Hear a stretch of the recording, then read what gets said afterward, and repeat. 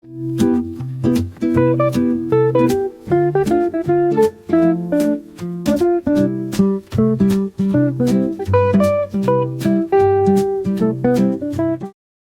is Schmidt. I'm here with Jessica Endsworth. It's June 10th, 2025. We're at the Nicholson Library, Linfield University in McMinnville.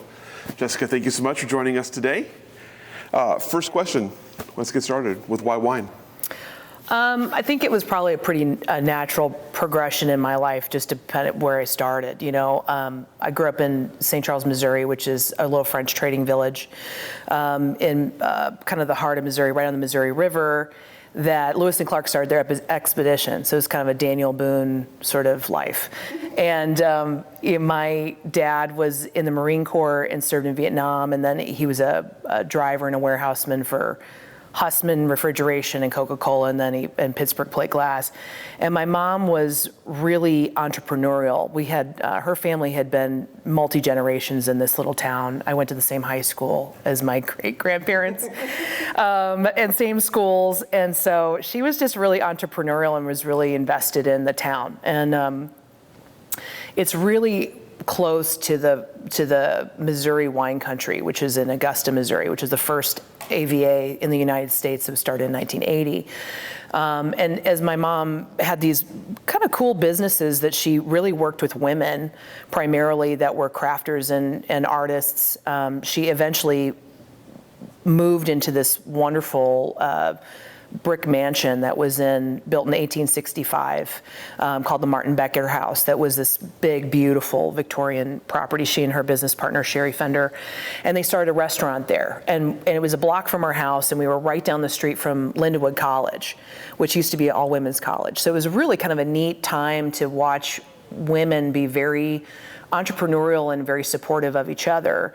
And she started this restaurant that was in this, that had all the crafters and artists that she had been working with forever. Had the parlors upstairs were craft rooms, and then she adapted this restaurant that was in the building that was on the historic register to create a lunch and special events place right in the heart of St. Charles, Missouri. And so, that was the restaurant opened in 1987. And so she had poured everything she had into this restaurant, and was really kind of on a make something out of nothing was her conversation always, and was really invested in doing a lot of the labor herself because they just didn't have any money. At the same time, my dad had gotten in a major accident, and he had broken his ankle and his wrist and was really immobile. And I was probably 10, my sister was 8, my brother was 6. And so I kind of took on a role of really, my dad was not really able to, he needed help too, and so I kind of helped with the kids. And then my mom was spending every waking hour at getting this restaurant painted and arranged and created. And so I would go over and just spend time with her. We'd bring the kids over there and stuff, and I became part of my life. When they finally got opened, I started doing dishes after school and on weekends because I was the cheapest labor around. And it was interesting. It was a 2-story house, and so all of the dining rooms are on the main floor, and the dish pit and the kitchen was on the second floor. Oh no! Oh yeah, and like 2 sets of stairs that did like this. And so I started working there as a 10-year-old, and I mean, not full time, but in the summertime I worked a lot, and I loved the independence of having a job like that and being surrounded by all these really incredible people and watching my mom and learning how to do service. So by the time I was all my girlfriends when I was a kid, everybody in the neighborhood worked at the restaurant at different points. And my whole soccer team worked there at one point because we were the buffest 12-year-olds in the planet, because we would run the stairs with big things of dishes and run. But I worked almost every position in that restaurant up till I was about 17. I graduated from high school at 17. And by that point, I'd had a storied and restaurant career. I had front and back of house and lots of experience. And so it really launched me really quickly into I'm plagued by a Midwestern work ethic. I'm a Generation Xer, which is the motto is I'll just do it myself. I'm an oldest child, and I'm also a girl child of a very industrious mom. So I hustle. I've always been about pedal to the metal, always in service, always in working, and I loved the independence that it gave. So by the time I was out of that, I moved into St. Louis City and had a pretty substantial restaurant background because I'd worked every position. And I started getting into really cool restaurants really early on. And so I trained to be a bartender before I was 21. So like the day after I turned 21, I was behind a bar. So I just had this, like, I was on a fast track with that. And then I worked at this really cool place in Clayton, Missouri called Remy's Kitchen and Wine Bar that was owned by a gentleman named Tim Matera, who was a really innovative restaurateur that had Big Sky Cafe and a couple of other concepts. And the wine director at the time, it was Bob Madden, and he was super, super cute. And I got hired there, and Bob was really intense on making sure that we did lots of wine education, and they had a really incredible wine list that was very curated. And I wanted to, learn from him and spend more time being around him. And so I would help out with inventory, and I was a day bartender. So all of the sales guys all the bag draggers would come in and they would sit at the bar and have lunch at my bar. And when Bob had time, he would come over and I'd put their glasses up and they would do their spiel. Here's all the wines we're tasting. I'd hear all the stories. And if there was something really interesting and I was learning and I was really excited, Bob would say, make sure she tastes it. And he would say, what do you think? And I said, well, I would give my opinion. And he goes, let's compare it to what we already have on the list. And so we would do that. And he did that with everybody, but I was behind the bar during the daytime most of the time. But I got to see that setup of how people sold wine in a restaurant that was in high demand and how to build a wine list. I worked there for quite a long time, and then when I wanted to go to journalism school and finish my degree, I got into Columbia College in Chicago, and I was ready to move. So I moved up to Chicago and worked, and I applied at one restaurant in Chicago because I wanted to work for Kurt Burns at Hudson Club, and it was my chef Lisa Slay at Remy's, that was her favorite restaurant in Chicago. And so I pestered them to death to hire me. Every time I went up there, I dropped a resume. Every time I went up, I dropped a resume. I'd give them a call. And I think they hired me just so I would leave them alone. But it was called the Hudson Club. It had a 100-bottle wine list and a big Cruvinet, 25 flights of 4. It was a really cool program. And I learned a totally different style of service, and it was a totally different mechanism for wine, and I loved it. And then from there, I worked at Spring with Sean McLean, and Steph Izard, who of Girl and the Goat, was the sous chef at the time, and she's created an empire for herself.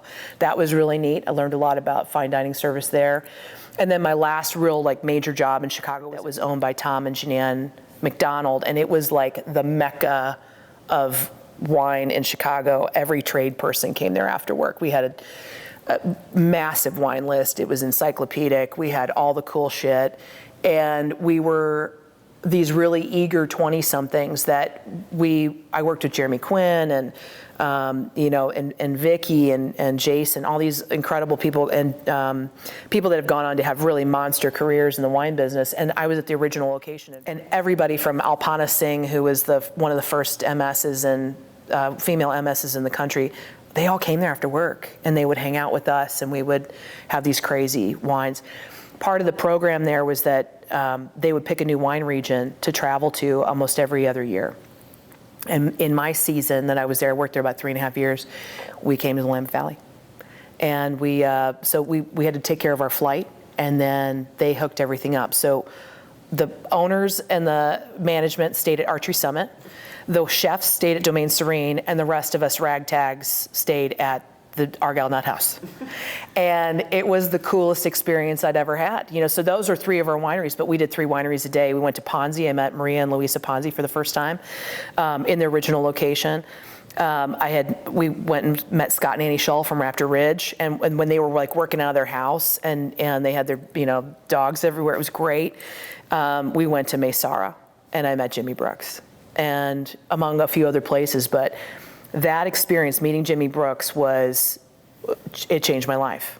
He was such a man's man. He was so rough and tumble. He was so rugged and intelligent and passionate and totally fucking irreverent. And it was like catnip for me,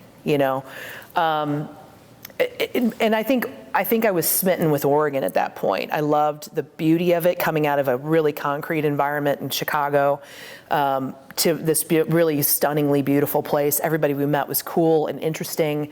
They had really neat backgrounds, and they loved what they were doing, and they lived in this beautiful place, and everybody was super nice to us.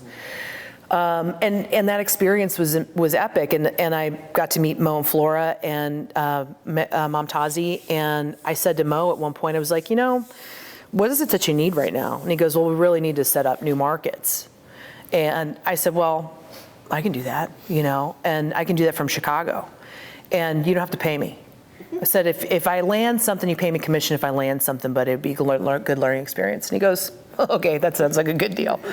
So I went back to Chicago and started cold calling distributors and on behalf of Maysara. And then they would ask me a litany of questions that I had absolutely no ability to answer. And then I would call Jimmy and go, okay, what's FOB? And he would go, okay. So he would coach me. And so through that process, and I had graduated from Columbia. I had a journalism degree and an emphasis in magazine design, and I worked for the paper. So I was a writer for the paper and an editor for the paper. So It must have been a long time ago. It was. All those things don't exist anymore. It was a very long time ago. But I was like 20. I think I was like 26 when I graduated. I mean, I'd taken a big hiatus between college and worked. And so, I was like the eldest kid in my class, and but I had some chops. I knew how to put paperwork together and text sheets, and knew how to write. And so I just kind of learned on the fly with Jimmy. I would call the winery, and he would give me the information. He'd teach me about the vineyard sites and the wines, the winemaking technique. I had incredible wine knowledge, but I didn't have that distribution piece, and he would coach me from Chicago. And so the little box here went out, little box there went out, and I had about 12 or 15 leads that were ready to be packed. And I called Jimmy. I said, okay, ready to rock and roll. Here we go, And he goes, I don't have time to do that, because it was like August. It was like July, August, and he was getting ready for bottling. And he goes, I don't have time to do that. He goes, but Mo should fly you out here, and you should put those things together, and then, and put that together, and you should do that. And I said, great. So Mo flew me out. I stayed at their house over on Baker Creek, and the girls, Tamina, Nasim, and Hannah, were probably between 12 and 18. I mean, they were still high school kids. And I worked and I created these tech sheets for Maysara, and I packed all the boxes and got everything ready. And in between that, I would go to the winery with Mo in the morning, and then Jimmy would come pick me up in the Unimog, and we'd run around town. And he would he would just take me on errands. And in that process, I remember going to the pie factory, which is now OWS, and that was little did I know, that was the start of Northwest Wine Company. That's where Northwest Wine Company was. I met Laurent Montelieu, who was Jimmy's predecessor at Willackenzie. They were really, really good friends. And I remember the pie factory was so empty at the time that they had like 2 or 3 rooms, and there were guys that would ride bikes and skateboards and dirt bikes through there. It was so empty. And I remember being in that space, and I remember meeting Laurent for the first time, which is crazy because I now work for him. And so, that was a really cool thing. And then I got to meet Jay Christopher and Tad from Ransom, and I met Jeb Murphy, who was they're just pals of his. And Jimmy would come over for dinner, and I would have dinner in his backyard, and during this week that I was there. And so packed up all these samples, and I would spend some time with Mo and Flora and the girls in the winery and learn about everything. At the end of the week, I was ready to go home, and Mo was like, I think we want you full time. What would that look like? And so we negotiated the salary and a moving and when I could be here. And so I went back to Chicago with a job in Oregon, and I was elated, because I was so in love with it. And I started packing everything up, and I got a moving truck, and I let them take that, and I drove cross country. So I got here in probably really early September 2004. And I was looking for an apartment. I didn't have an apartment. I was staying in an extended stay hotel, and I had been here about 10 days, and I was trying to find an apartment, and I'd been to the winery once, and I hadn't connected with Jimmy. He was busy. It was like right before harvest. It was like a lot of prep. I kind of tried to stay out of the way while I got my shit together. And while I was looking for an apartment, I got a call from Tamina, and she said, Jimmy has died. And at first I thought she was hazing me. I thought it was like a kind of an unkind hazing, because he was like, this person was the most vibrant, robust, healthy. I was like, there's nothing that can put this person down. There's no way. And he was 38, you know? And I was like, oh, this isn't funny. And I commend her for having to deliver such hard news at such a young age to somebody she really didn't know. And she ended up saying, no, this is real. We don't really know what happened. It looks like a heart attack, and he's gone. And I just was like, he was the only person I knew in Oregon. He was the only touchstone I had, and he was a mentor of mine for about a year, and I just didn't know what to do with myself. And I think a lot of people felt like that. There was so much devastation around it. He was so enigmatic and so loved, and there was just a lot of emotions, and it was a really hard time. And in that same moment where things were dark, Chris Williams was there, and we were just like looking at each other, because this was like captain, my captain, you know.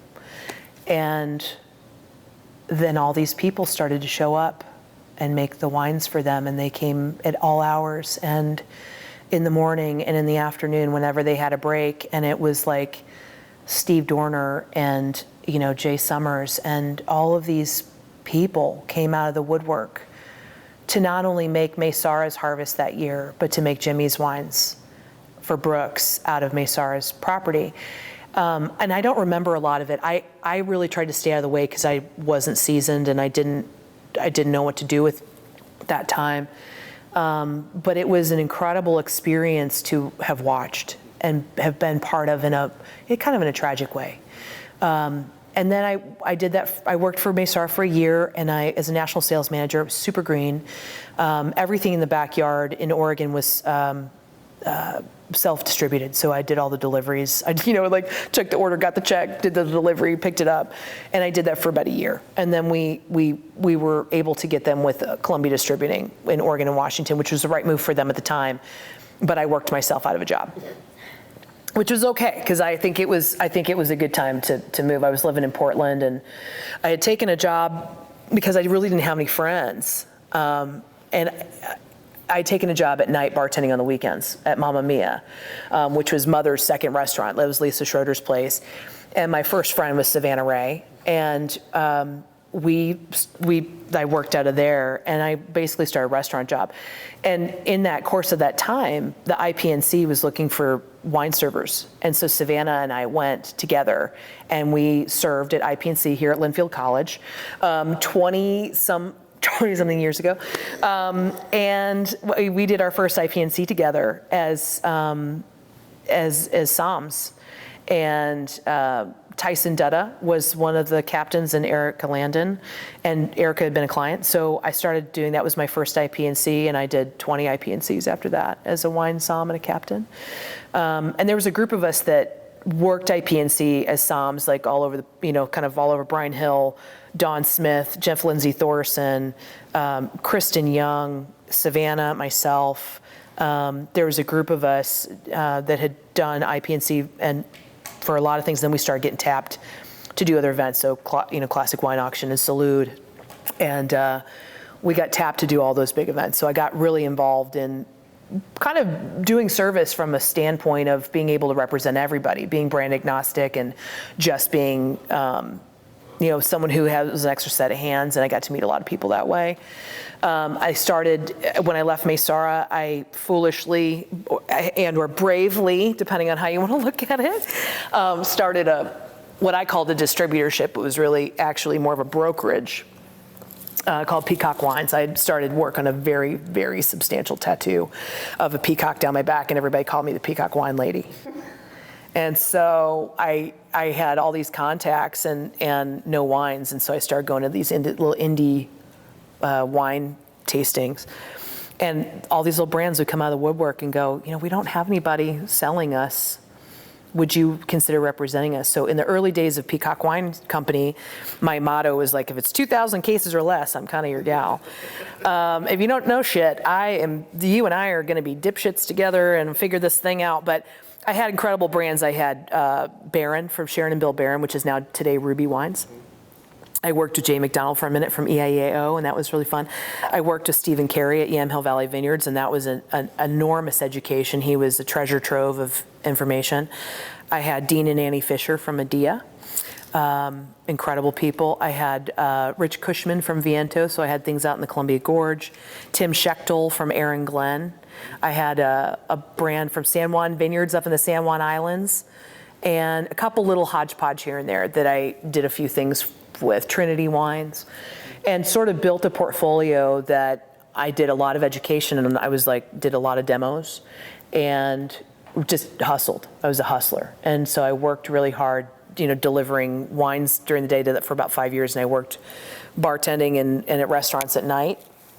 I got to open 1001 with Erica Landon and Savannah Ray, incredible crew there.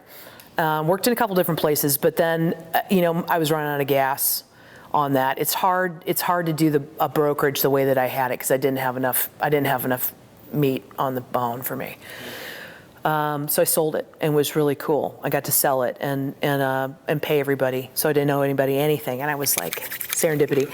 And then I got a job with Moet Hennessy as a portfolio manager, and I worked for Southern. So I had never had a corporate job in my life, and got to really work on big box programming and really high execution stuff and lots of marketing dollars and funds and swag and POS and all the cool stuff and liquor and sparkling. And I was the bubble bitch of Portland for about 4 years. And I did a lot of fun stuff with that and learned how corporate distribution worked.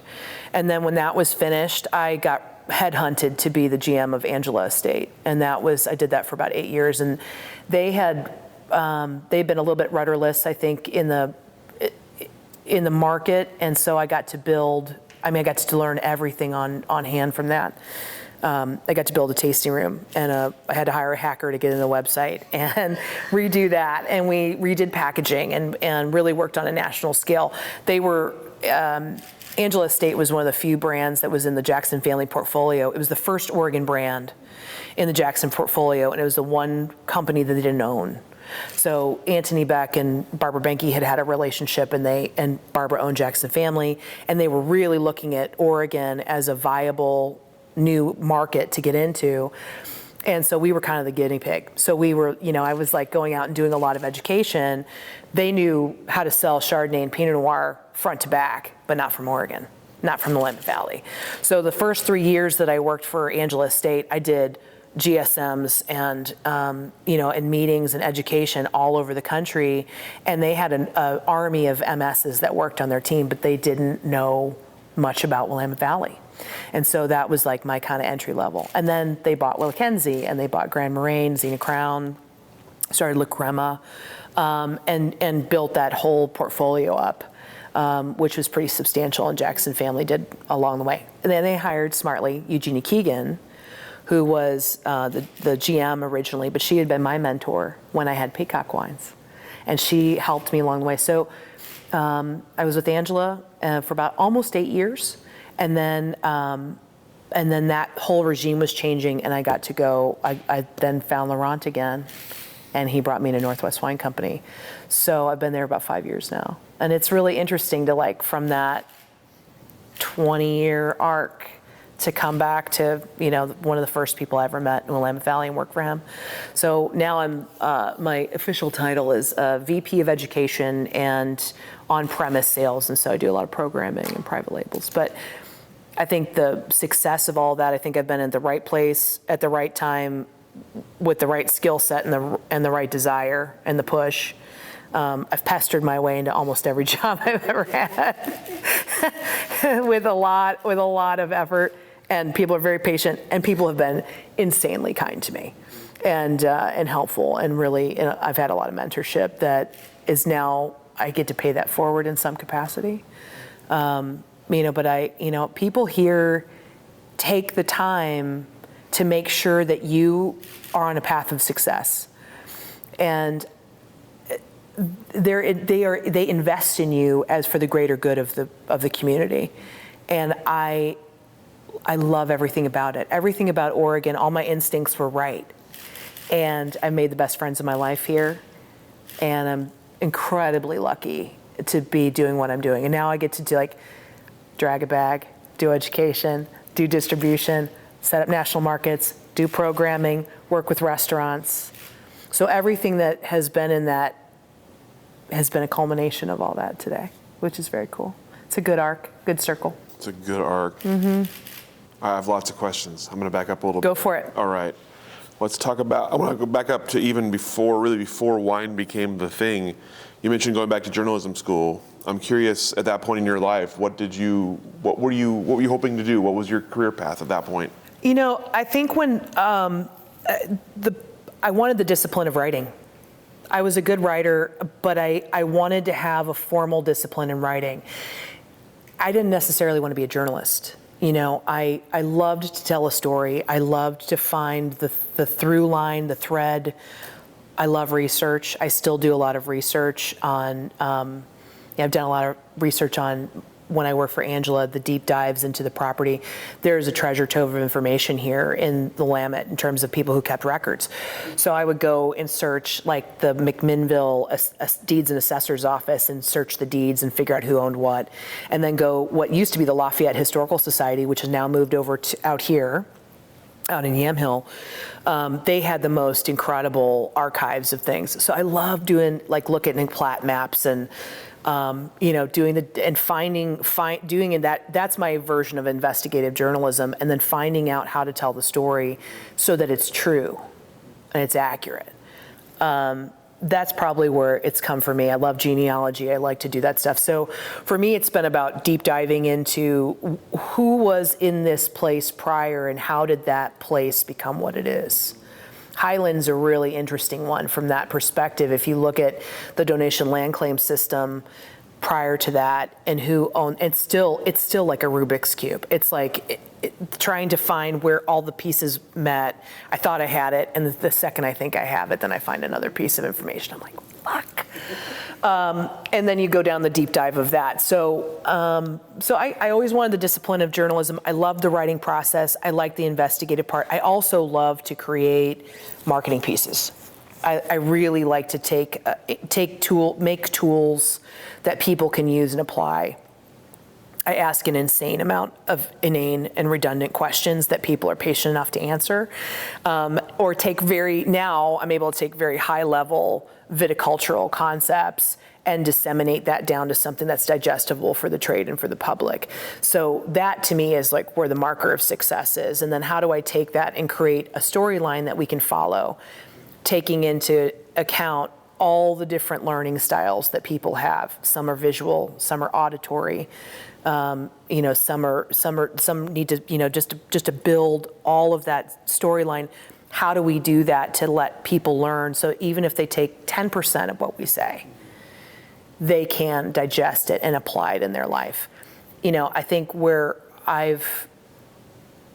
going out into the world and trying to teach about wine, and wine could be really, really off-putting. It has been in the past the mark of the elite and a very certain demographic. And it hasn't really been approachable for everybody, although I got into it in my 20s. I got into it in my early 20s and I was ravenous about that knowledge. I wish I would have taken all my certifications then, because my mind was a sponge and my palate was awesome, and now I'm like, meh. I have some stuff, I have some certifications, but I wish I would have taken them then. I just didn't know how to pay for it. But I think there is an ability to take wine because it's so culturally significant. You can take wine in so many different directions. If you really like geology, there's a path for you there, or geography, or history, or anthropology, or chemistry, or math. There is a pathway, philosophy, and there's so many things that. The culinary aspect of it too, that you can apply with wine, which I think is not only tangible, but it is also incredibly cerebral. And so that's the exciting part for me. How do I turn on the light of wine knowledge and interest in their lane, because it can be approachable to everybody if you find the right pathway forward. And then, even being on the road, we're out, I'm out on the road for like 20 years in some capacity. So when we're going into markets, trying to teach about Willamette Valley or even nested AVAs, sometimes you have to start with, where is Oregon? And I go, where California is? And they go, mm-hmm. And I go, we're right above it. And they go, okay. So it's really about kind of like, how do we look at, and there's always a next generation. There's always a new group, a new crop of people in restaurants or new wine buyers that have acclimated and ascended into different roles. How do we help support them in their journey so that Oregon is important and that this wine region is important, not only in our backyard, but nationally and globally? We're still in its infancy. We're still teaching on a, micro level on some levels, but there's a lot of really passionate, intelligent people here, and Oregon is a darling in the trade. And so things like Oregon Pinot Camp are absolutely brilliant in creating a culture around Oregon wines that has FOMO, and it creates also like a very serious group of people that it's the most sought after wine event in the country, and you get to go one time. So we're actually coming up on OPC this year, and it's like one of my favorite events of the year. IPNC was another one. It's sad to me that IPNC has devolved into what it is. I hope that it can have a reimagination and come back. I think there's a lot of things that have to adjust in that to be current and successful. But our styles and wine desires have changed. Our demographic has changed. But yeah, so coming back to the journalism part, I think I get to apply it. I just never wanted to I never wanted to be tethered to somebody being able to take my words and change them or trim it. And then I no longer could identify that piece that piece as mine anymore. It wasn't my voice anymore. So I did my own thing. So you mentioned your wine education, especially once you found it, you said it was something that was so exciting and ravenous in your wine education. Tell me about the learning process for you for wine, both the sort of developing a palate and sort of developing an understanding of the world of wine. What was exciting about it for you, and what did you find was the most sort of the best way for you to learn? Early, it was just about tasting in mass, and everything was so new and fresh to me. So it just had this I could find an avenue of something I was interested in no matter what, and it also is about who is in the role who educates you in that way. And passion is contagious. Excitement is contagious. And so if you find people that are like, I am so excited to teach you about this, you jump on the bandwagon, and especially if they're cute, which was part of probably my original, that was probably part of some of the original motivation. But then you find like-minded people that are, sometimes it's competitive. You're like, oh, did you know? And they're like, yeah, but did you know? If you can rattle off all 13 crus of Beaujolais, and I used to do all that stuff. I can't do it now. But, those kind of things where you're deep diving into the culture of wine, it's amazing. And it also creates an ability to have a conversation with people that you would normally not have anything in common with. And that could be a huge range of age and background and whatnot. And wine, Remy's used to have this sign that said, water separates the people of the world and wine unites us. And I have that poster. I have that piece.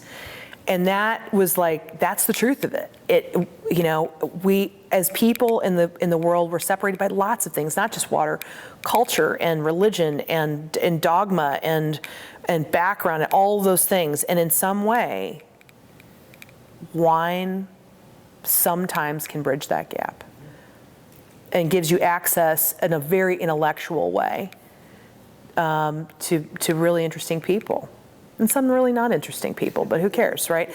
But and at the same time, it's super enjoyable to drink it. And then it lends into food, and food lends into celebration, and celebration means to sharing. And it's about how do we take those experiences and build something that is memorable, that mark what are the markers in your life of the things that when you are at the end of this journey, that you can go, I had a really fucking good time, right? I had a really memorable time. This person made an impression on me. This place was spiritual in the markers in my, of the documentary of my life, the soundtrack of my life. What does it sound like? What does it taste like? And what does it feel like? You know, and I think I get that more prominently in this place than I have in any other place in my life. And if I didn't have it, I would go somewhere else, right? That's how I feel about it. It's like, this is the place that I have the biggest markers in my life. And the things that I remember most, I've made the greatest friends. I've drunk the most insane bottles. I've traveled all over the place. I've had the benefit. Look what we get to drink and eat as people in our careers. My God, it's like, how is this even possible that I get to afford to do this? I don't afford it. The places I work afford me to do that. You know, how do you get that opportunity? This is one of the few things in your life that you get to live a life you can't necessarily afford, but you are privy to it because you found your pathway into it. And my pathway into it has been education and hustle, you know. So you've been selling wine a long time, a lot of different avenues of selling wine. I'm curious, in your opinion, what sells wine? How is a successful list built, and how is wine sold? Wine is sold in two specific, the most substantial ways: the story and your relationship. That's first and foremost. That wine has been sold in person, built on relationships since the dawn of it. That is the most significant thing.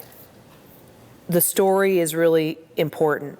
How is that? And then as a salesperson, as an ambassador of your region, how do you make that particular brand, those wines, fit what that restaurateur or that retailer is looking for?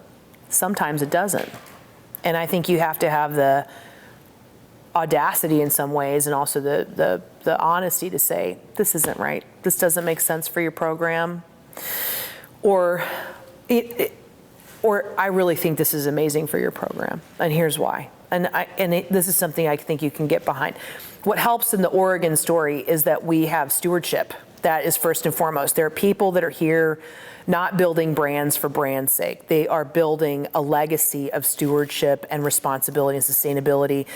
And because we're a small wine region, given our status and our ability to produce really high quality, age-worthy wines that have progeny and prowess, and there's people behind it doing what they need to do in order to they believe in it. They believe in it so much they built a livelihood on a very skinny margin. It's a razor's edge, but they've done it because they love it and they believe in it. So relationships are about how do you convey that story in an important way. Price point is also a way to sell wine. You can sell wine by price point and volume. You can blow things out the door. Absolutely. We can satisfy, here is your number and here's the margin you make, and you can sell wines and you can sell a shitload of them like this. Oregon does not have that opportunity. We just don't typically. There's a few, but we really, in the scope of things, we don't make wines in that category. So we have to find a new way. We also don't have an unlimited budget to pay to play. And that's another way you can do it. You can incentivize people financially to put your brand first because their bonus will be bigger because they sell it. But that doesn't last for a long time. What does last are relationships and experience and story and connection and being honest about it and stewardship and quality.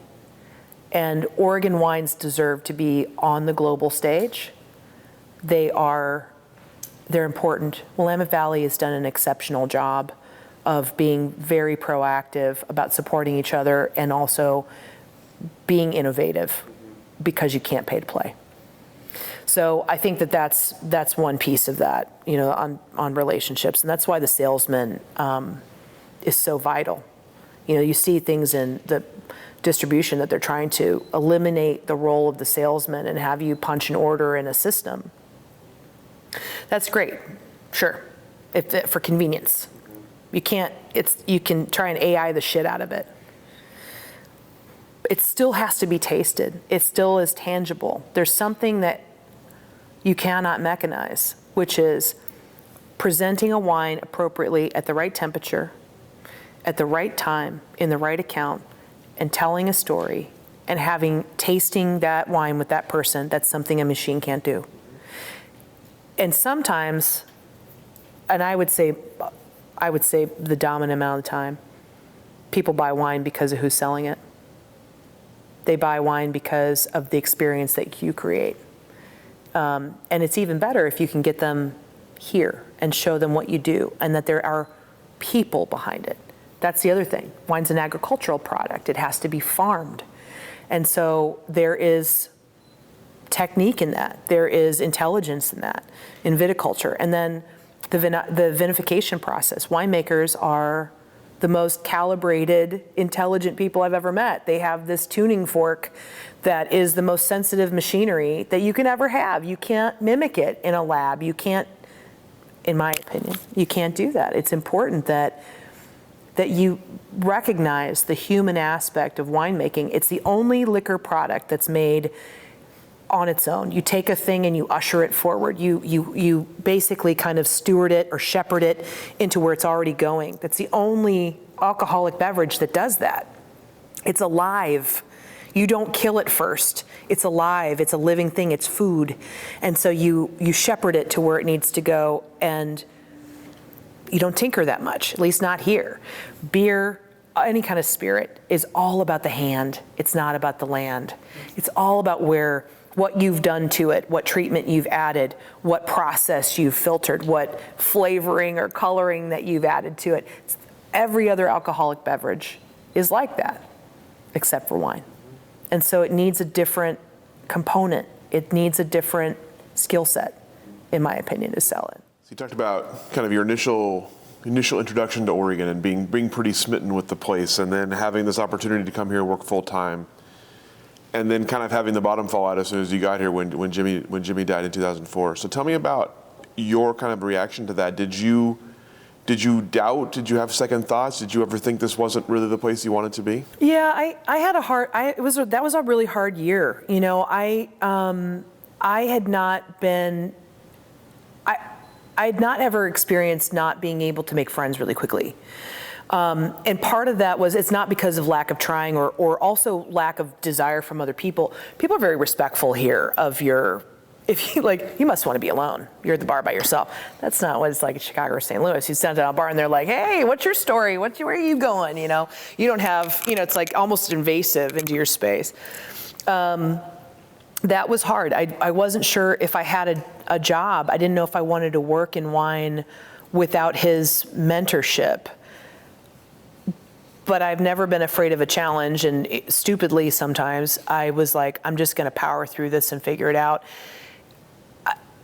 I was really pushing going home. I'd been here about 3 months, and it was really hard, and I just didn't have a friend base. I was traveling from Portland to McMinnville, do winery events, going back home, and selling wine and moving around. I just didn't have a base. So I was like, I just took a job at night, bartending. And then I was like, oh, these are my people. I was learning how to do national sales. I was so green. I didn't really know what I was doing. I was being paid to learn, but it was a really tough process. Being on national sales and being on the road can be a very lonely time if you don't have a foundation. If you don't have people to check in on you, or that you have a home base, you're kind of like a lone wolf. You're a traveling salesman, right? You're like living out of a suitcase. And I was like, picking up wine in the morning. I could fit half a pallet of wine, 28 cases, in a Honda Accord. The tires would sit this far off the wheel well, because the whole back end. 28 cases in a Honda Accord. I busted the motor mounts in that car, carrying that much wine. And then I lived in this really cool apartment in Northwest. And everyone came there. Eventually, it was like the party house. But I had to go up the stairs and then through the landing and then back down to the basement to put all this wine in my house. And so I would be like, running the stairs again, like I did when I was a kid, right? It was like, this feels fucking familiar. And I would like unload all this wine into my basement and then have to like create these invoices and go collect checks and drop things off. I just didn't have a lot of time to make friends. I was so tired by the end of the day that it was like, oh gosh. But I was in my 20s, I was in my late 20s, but I was in my 20s. And so I just went, I'll just take a bartending job at night. And when I had this like crazy resume, I'd worked in all these amazing restaurants. And I brought my resume, Mamma Mia and Mother's were an account. I'd done a class there. And I was selling them a little bit of wine, and Tim Matera was the GM, and I brought in my resume, and I was like, I'll take anything. I'm like, I have a crazy background, and I had this like stellar resume. Well, that's not Portland. Oregon's all about who you know. It's, they were like, great, how about bar back? And I go, I'll take it. And so, I had been like a seasoned career bartender in like major places, and I was like, I'll take it. And so I bar backed the shit out of that place for like 2 weekends in a row. Like they were like, like the bartender would turn around and I'd be like, and here you go, and here's your garnish, and here's the ice, and I'd clear all the dishes and move around. And by the end of that 2 weeks, they were like, how many shifts do you want? Which ones do you want? I said, I'll take Friday, Saturday, Sunday, and Monday. So I did that, and I worked. And then I had like a friend group, we would go out all night and party all night, and I would sell wine during the day, and I would do demos in the afternoon, and then I would go bartend at night, and that was enough. But that was always I'd always done that. I've always done that. I've always had 2 or 3, side hustles as well. I've always worked an enormous amount. Now I get to roll all that time into one job because I do so much education and road work and different, I get tapped for different things and committees and boards and all that stuff, which is great. It's my time to serve. But yeah, it's always been my motion, that hustle, but yeah, it was an interesting time, and that kept me here. That was like, okay, now I've got buddies, and I've made some incredible friends, and then I started doing IPNC, and that was a game changer. Being here, being part of that community, was so epic, and it was like being back in that Remy's Kitchen Wine Bar group. This next group of people that were somms and restaurant people that were here to serve, and I got to see all my heroes every day. That's the thing that still amazes me. I can call Pat Dudley, and I'm having lunch with her tomorrow. It's crazy. And Eugenia Keegan and Dave Adelsheim, and people just, took time. I met David Lett, and I met Dickie Rath and the Dick and Joan Ponzi, and all these people that I revered, for so long and still do. I have a relationship with some of those people and have watched some of them pass on too. I'm so honored that I get, and not in a, like, I'm honored to be part of this community, and that I get to be kind of I'm now in a more of a senior role in my community. It's pretty cool, and like seeing the next generation come up, which is you guys, seeing the next group come up, and like, what is it that you need to do to be successful? And there are people who will help you with those footholds and handholds as you need to go forward, because it's important, because we need you, So I don't know, I think I've been really fortunate in that capacity, but I'm glad I stayed. And it was good. It's been a really good life. And I don't see an end to that. I can't imagine being in another business or another career role for myself. I'm in the Goldilocks phase. It's like all the things that I like to do, I'm like, yep, good, great. Yeah, it's really fun. Talk about your time at Angela a little bit. You mentioned you were there for quite a bit of time and had a kind of interesting role. I'm curious about sort of how your role evolved there, and how, in your words, as a guinea pig for Jackson Family, how that how you saw that play out. It was a really interesting. It was an interesting process. It was the first time I'd worked for somebody who was really, really substantially wealthy, and they owned Graham Beck Winery in South Africa, and they had this Oregon program here. Ken Wright was the winemaker. And I knew Ken, through the way, and Mark Gould was the vineyard manager. And so, it was really my first real true foray into having an executive position that I got to grow into and learn along the fly. And when I interviewed, it was Andy Lytle, who's of Lytle Barnett. He had been a long-term friend, and I'd worked with him at Moet Hennessy at Southern. And so he called me one day and said, I have this really interesting position. And I with Moet, I was in the Oregon market, but it took me out of Oregon wine. And the job with Moet for me was that it was a paid position within Southern, so it paid a certain amount of money. It didn't matter exponentially how much I sold or what I grew the business. That job paid this much, and it was never going to be more than that. And the demands were really high. Portland's an interesting market because it only has a handful of white tablecloth fine dining places, and so you're selling Dom Perignon, Ruinart, Krug, Moet, Veuve Clicquot, Chandon, plus all the still wines, and I had all the liquor, which was like, all the crews of Hennessy. I had 10 Cane rum. I had Belvedere. What else was in there? There was a bunch of stuff. Ardbeg and Glenmorangie Scotch. So it was a very luxury portfolio in a place that was very much bistro and cafe centric. So I had to take this program, all these, they would roll out a national program, but it was built for Vegas and for Miami and LA and New York, places that had resorts and pools and poolside and had, exponential amounts of funds and tourism and whatnot. There was a lot of excess there. They would come out with Grand Marine, Grand Marnier balls. They were like, here's a custom plastic ball, and you put the cocktail on this thing, and it says Grand Marine on the side. Well, you couldn't use that in Oregon. You can't recycle them. It was like, I can't use this. So I had to take this programming and adapt it, what would work for Oregon and what would work in this market. But it was like filling a bucket up with sand that had a really substantial hole in the bottom. I would fill up the bucket every month, and then it would drain out and you'd have to start over. And that gets exhausting. You start to run out of places. You have to take turns in this market.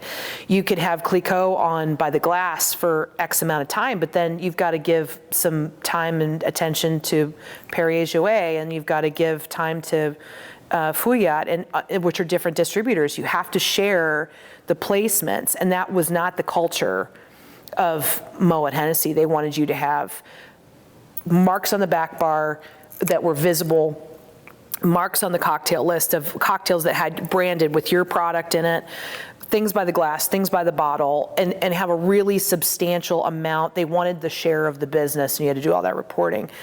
So it just wasn't, it's something that you run out of steam on, and there's no reward of if you get the most stuff you get done. The pay scale never changes.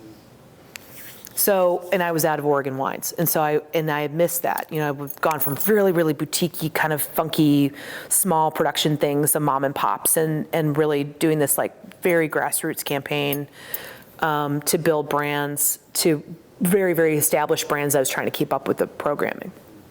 So when Andy called me, said, I have this really interesting opportunity. There's this gentleman who's looking for someone, they need you. And I went, I don't know, Andy. I mean, I don't know if I have the skill set for that. And, it sounds like, I don't know I know this market, you're looking for something national. I don't know if I have that skill set. And he goes, just come meet him. And I said, okay. And I said, what else are you looking for? He goes, I need to fill up his day. And so I sent him all the resumes of all my friends that I thought could also be possible in this role, because I wasn't sure what he was looking for.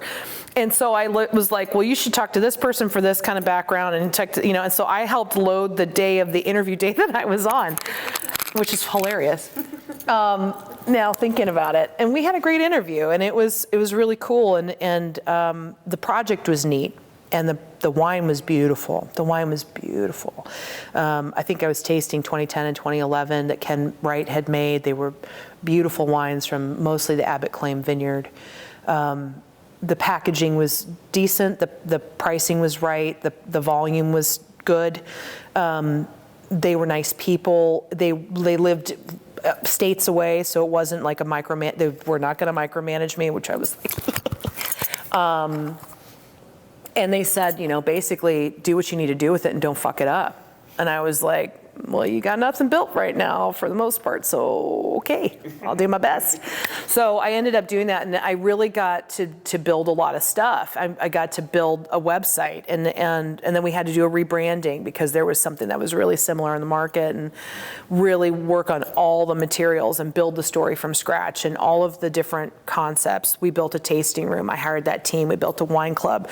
Worked in the distribution within the distribution network education, and I worked alongside all these master somms. That what I came to realize was that even at their level, there had been no formal education through Court of Masters and WSET.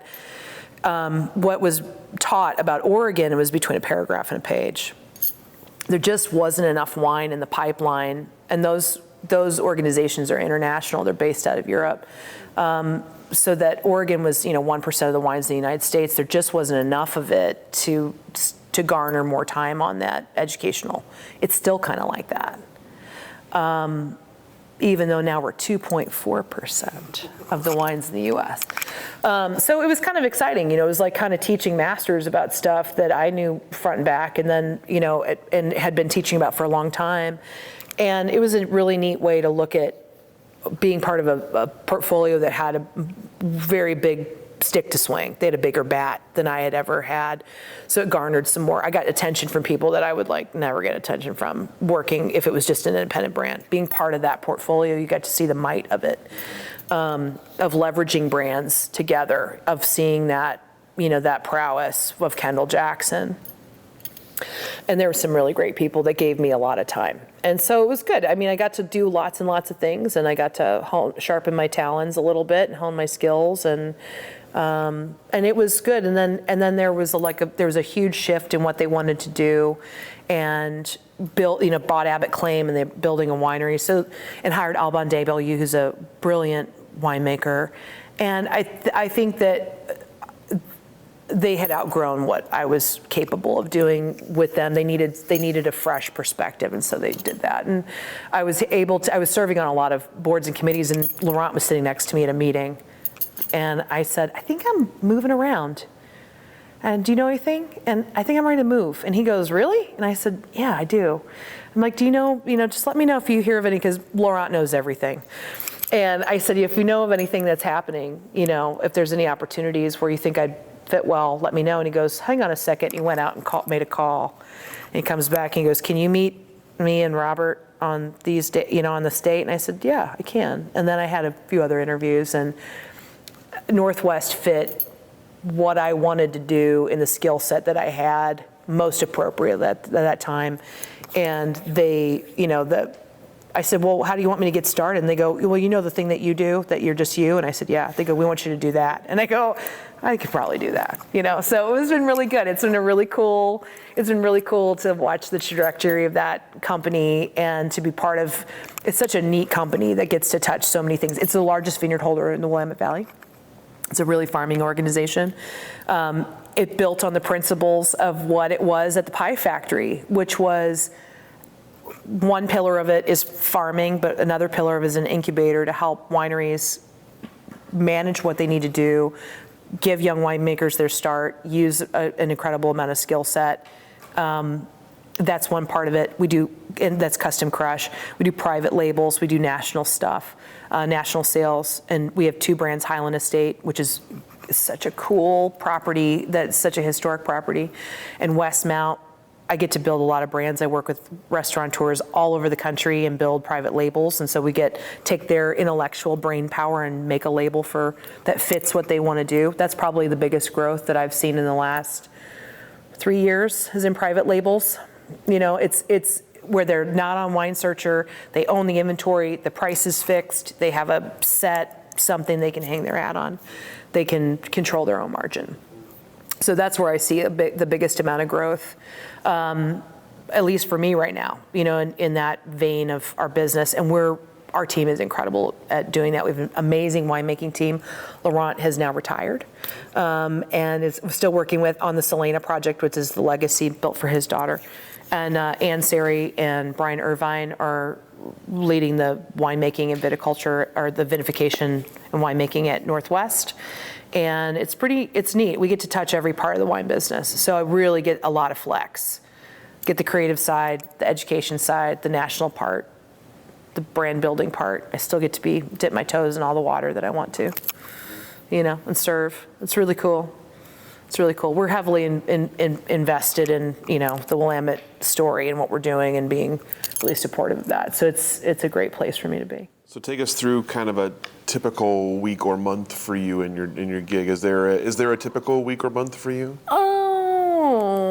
What are some highlights of the year for you? So I think, let's see. I mean, a lot of what I do, I'm doing more and more national education. So we just did, the PLCB. We just did a big tour for the PLCB, which is the Pennsylvania Liquor Control Board. So they wanted to they're focusing on Oregon wines. But they hadn't done a trade education in about 5 years.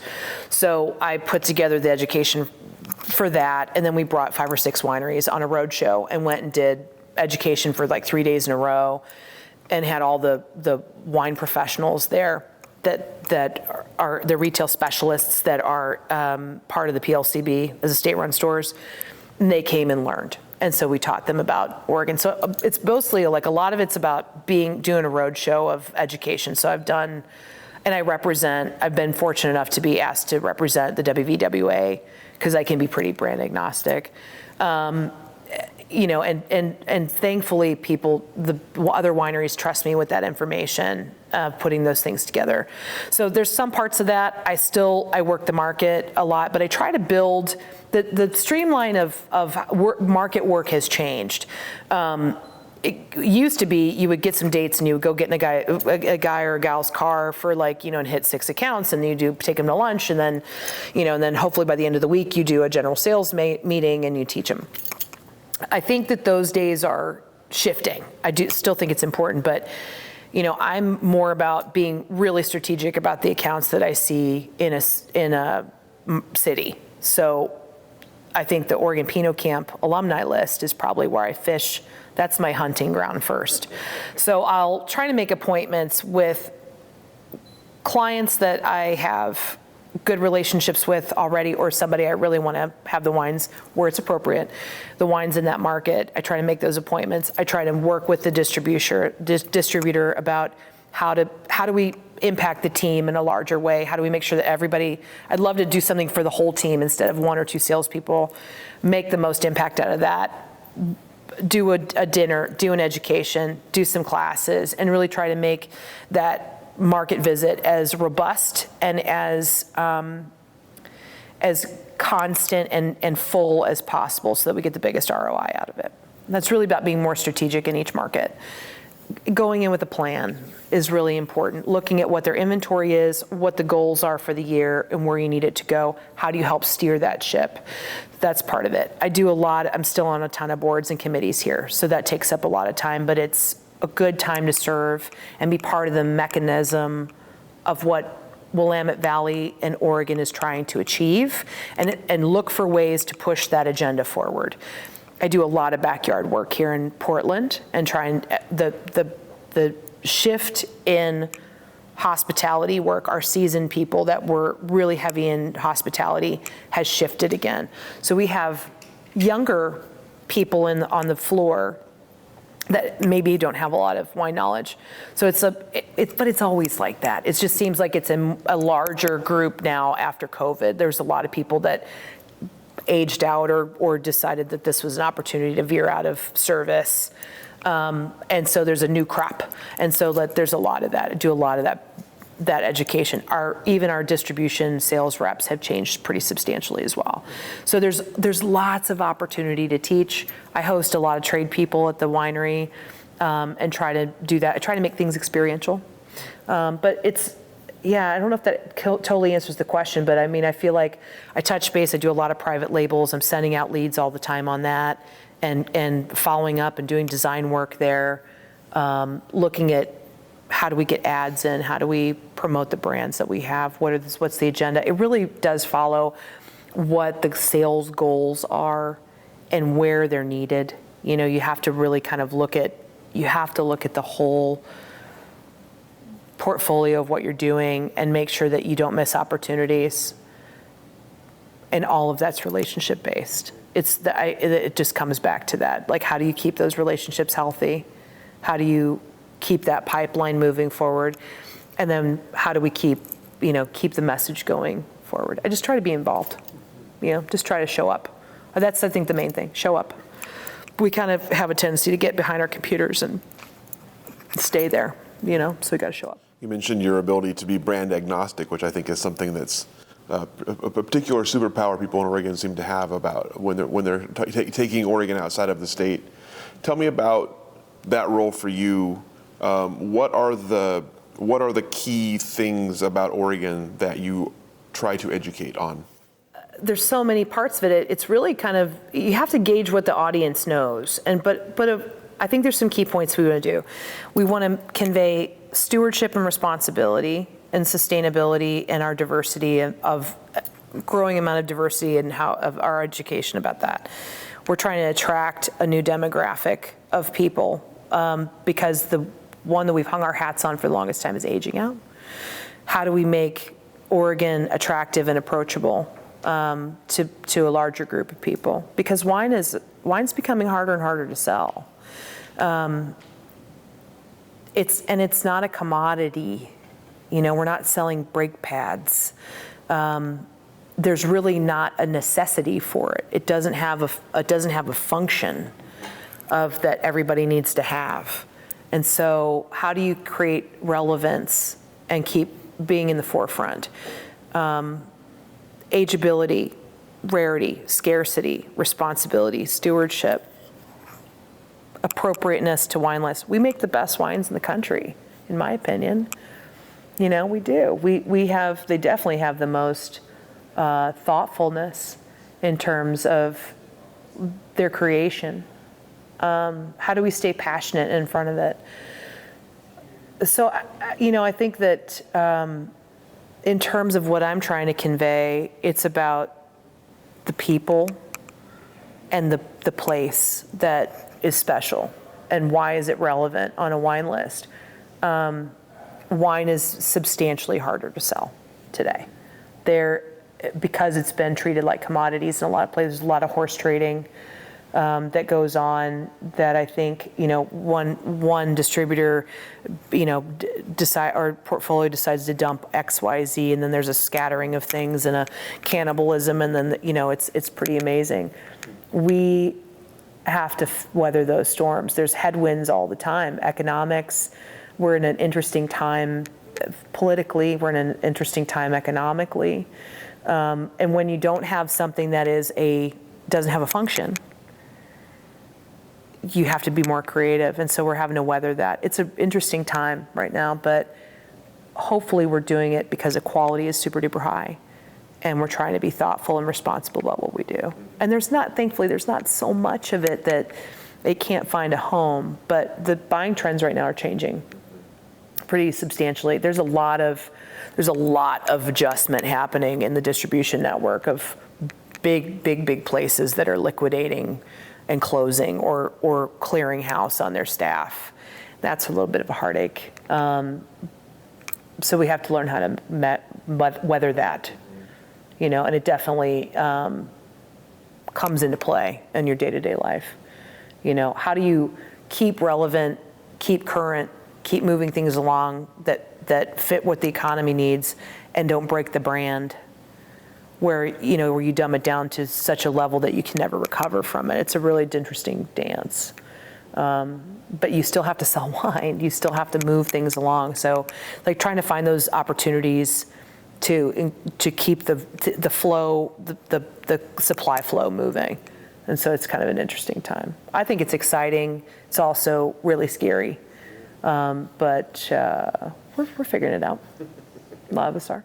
Well, as long as we're on that topic, tell me about sort of near-term future and longer-term future for your role and for, I guess, sort of selling Oregon wine or wine in general.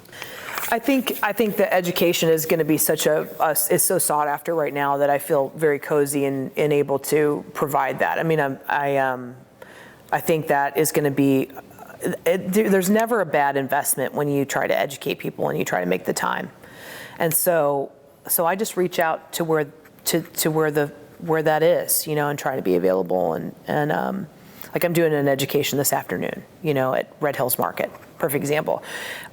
It's a wonderful account, very young. They've got a younger staff because it's, they're new to it, and so, but they're one of the great ambassadors to the Valley, right?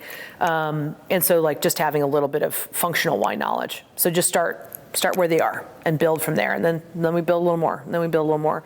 We're having to teach about service again and restaurants and. That you're not order taking. There's just not a lot of seasoned, there's not a lot of seasonality behind that or a lot of experience. A lot of desire, a lot of excitement, but just about the polish that you gain over time with experience. And I think, in terms of management styles and management teams have changed substantially as well, where they don't have as much time to train. They don't have as much time, the luxury to sit down and go, okay, we're going to take an hour and we're going to learn about X. Some are doing it. But that's where, if I can come in with a canned presentation and go, let's do wine 101, grape to glass, let's do service and presentation, there's wine 201, and then let's do something deeper about Willamette Valley.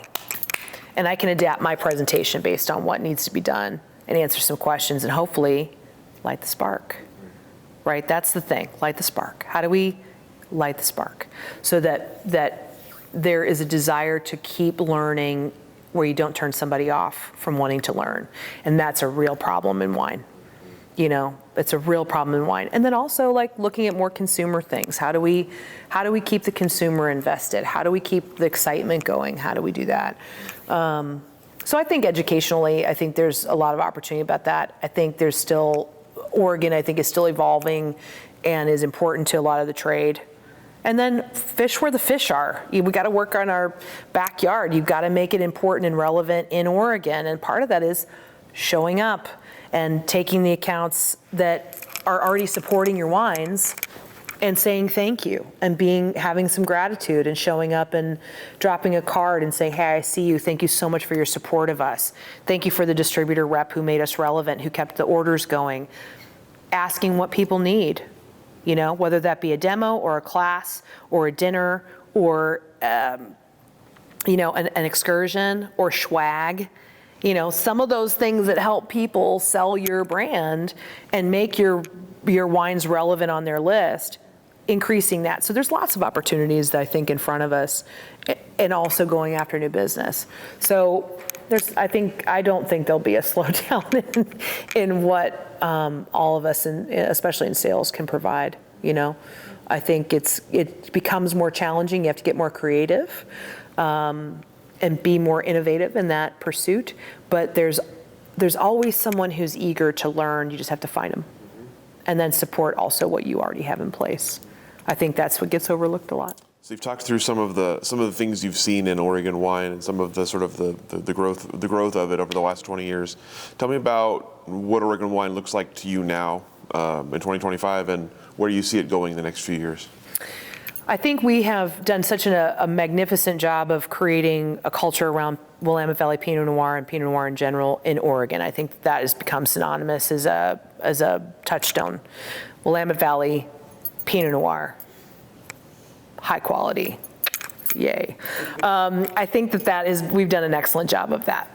Where I think there's some opportunity and growth is in Chardonnay. Like, Chardonnay is probably the only variety that we can successfully ripen in this climate that will have the ROI of Pinot Noir, that has the ability to fetch a similar price point for the amount of work that it does to make it. So I think part of that success has been We are warming up.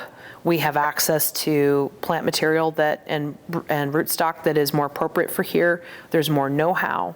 I think we have a substantial community that's really passionate about Chardonnay. That being said, I think there's also a lot of interest in, there's the Gamay coming out of here is awesome. There's a resurgence about Riesling, although it's tiny, but people are really passionate about Riesling.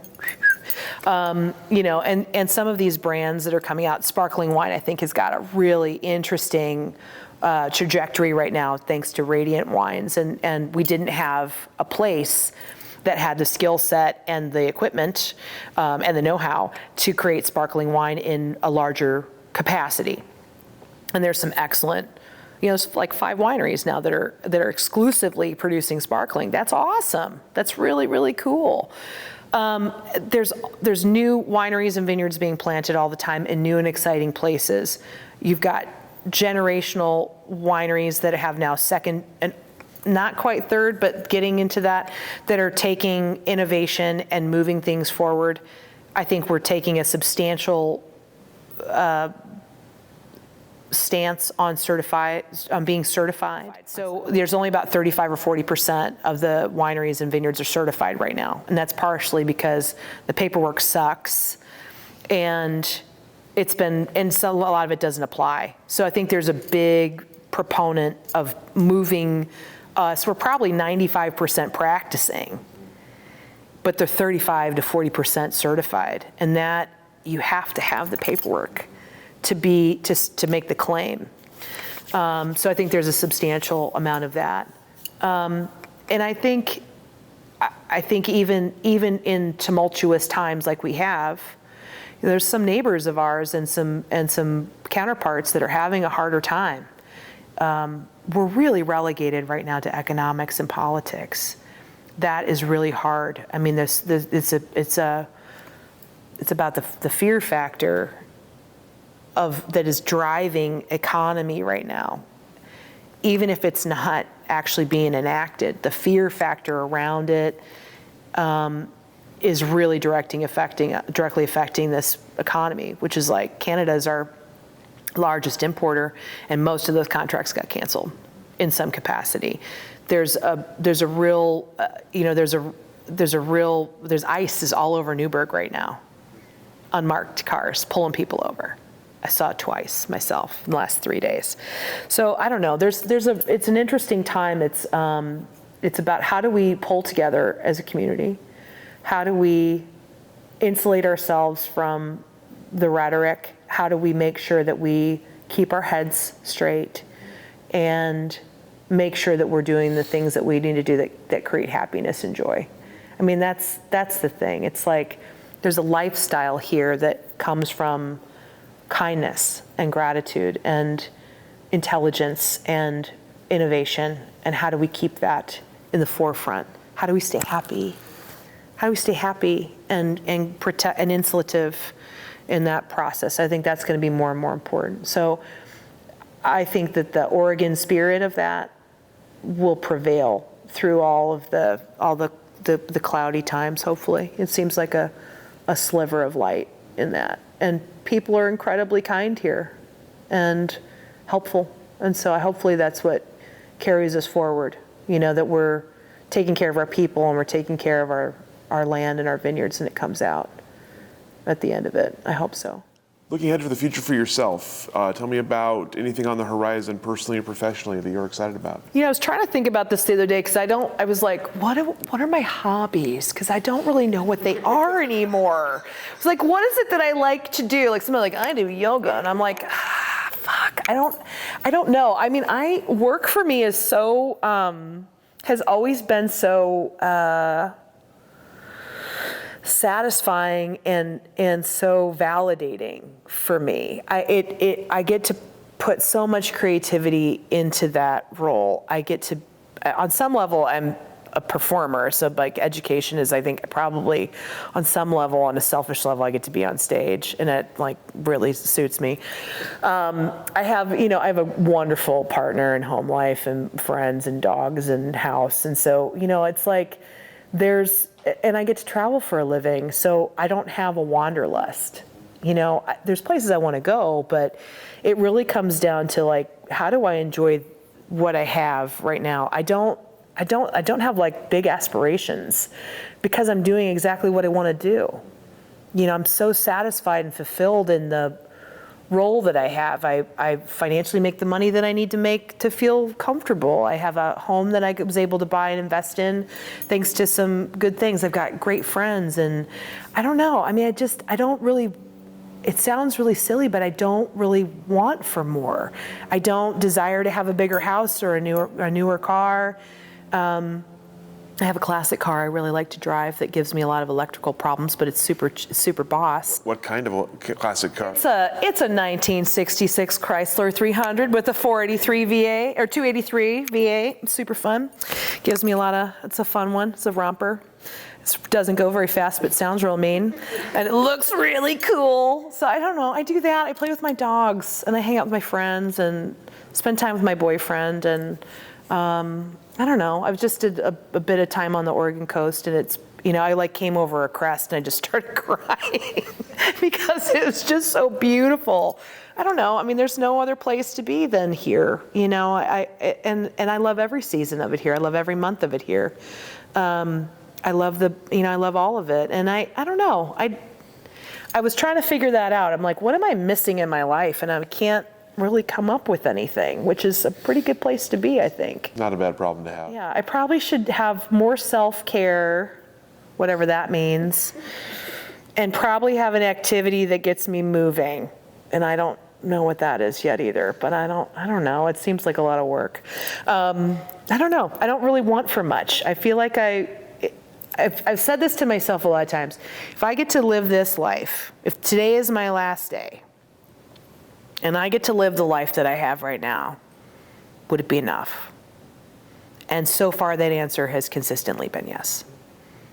So the day that is no, then I'll make a different plan. But so far, the answer's still yes. I get to do exactly what I want to do. I'm good at it. I'm satisfied. I have a healthy relationship. We're 15 years this year. I have happy animals. I have a really good friend group we love each other. My family is overall pretty healthy and happy. And even when they're not, there's education in that. There's kindness in that. There's growth in that. Even when it's hard, when people, we're all going to face our end at some point, and hopefully you get to look back on like a life that was well lived, that had experience and joy and community and wine in it, and and music and laughter, lots of laughter. And I feel like I have that every day. So I don't have much aspiration because I'm living it. I'm living right where I want to be. I feel like I probably have something else where I'm like, man, I should have said I really want to go to, but I just don't have it. I feel like I'm in a good spot, and I feel like I'm very present in my life right now, and that feels really good. Yeah. It's really fantastic. Thank you. It's a great place to end the interview, but I have one more question for you, so we're going to do that anyway. Okay. You mentioned earlier you've had some insane bottles of wine in your life. Tell us about an insane bottle of wine you've had. There was this really fun trip I got to take in 2019. This is all these IPNC friends. A lot of them were Psalms in Seattle, and so they had big buying capacity, and so in a lot of sway, and so there were like 12 of us that went to Poligny Montrachet and stayed in this incredible house, and we got appointments at some of the most incredible houses in Burgundy. It was like dumb. It was dumb how many appointments that we got in some of the houses that we got to go to. And some of them were like people that we knew. Like you walk in, you're like, hi, what's going on? Hi guys, Jadot, and all, And they had come here for IPNC. And so the house that we were staying at, a friend of a friend owned it, and he had a really extensive cellar. And the rule was don't drink anything before 1900. I think that's what it was. I might be getting it wrong, but it's a great part of the story if I'm wrong. Either way. And so I got to try some DRCs and Richebourg and some, some incredible wines, Chazeaux and older vintage things and some newer vintage things. And it was, I couldn't even tell you what all of it, I have it in my phone, like just took pictures like a dork and took pictures of things. But, we would go to the market. We went to Lyon first, and then we ended up in Poligny. And we're staying in the Beaune, and we would go to the market and get this like cheeses and breads and stuff, and we'd all make dinner together and sit at this incredible long table right in the heart of Burgundy and drink and eat and laugh. And I think, so the vintages didn't matter as much to me. There's some choice shit in there, though, I will say that. But the experience was really cool. And then, I've gotten to drink some insane wines in my life. I really have. I don't have the encyclopedic memory to remember them all, but I've had, champagnes and wines that were just epic in my life. And I wish I had a little bit more memory, more recall to be like, I had this and this and this. My friends can do that, but I'm just enjoy it. But yeah, it's been pretty amazing. I get really lucky to try all kinds of stuff that people are very generous in our business.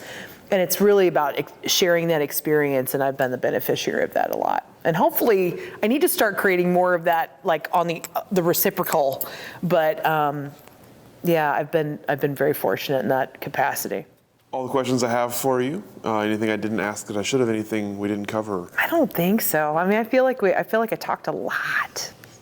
I feel like you talked the perfect amount. I hope so. Thanks. Thanks for having me. It's been we've been talking about this for a long time, so it's nice to officially be here. Thank you for making the time and being part of our work, and thanks for sharing your story with us, and thanks for all of you've done on behalf of the Oregon wine industry. So thanks. Go ahead and let you off the hook. Okay. Thank you.